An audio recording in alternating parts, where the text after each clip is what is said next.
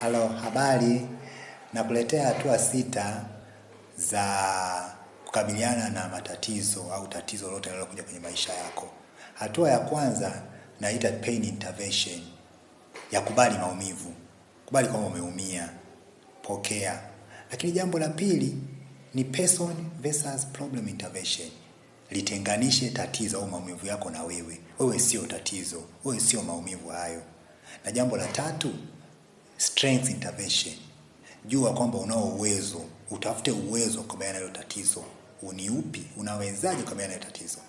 Na jambo la 4 ni self efficacy intervention. Pamoja na kwamba unao uwezo, lakini wekea malengo madogo ya kupambana na hilo tatizo. Usitamani kupambana na tatizo kwa ukubwa sana. Lakini jambo lingine ni identity intervention. Pamoja na kwamba tatizo limekuja kwenye maisha yako, lakini bila hilo tatizo wewe ni nani? Focus kwenye wewe ni nani. Itakusaidia kwa sababu hilo tatizo sio wewe.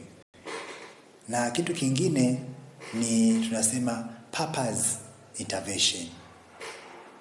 Usipambane na tatizo kwa ajili ya kujionesha kwa watu.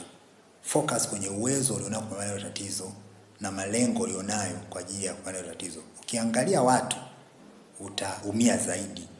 Hautaweza kubadilisha ile tatizo kuwa lengo la wewe kuendelea mbele. Asante na Mungu akubariki sana sana.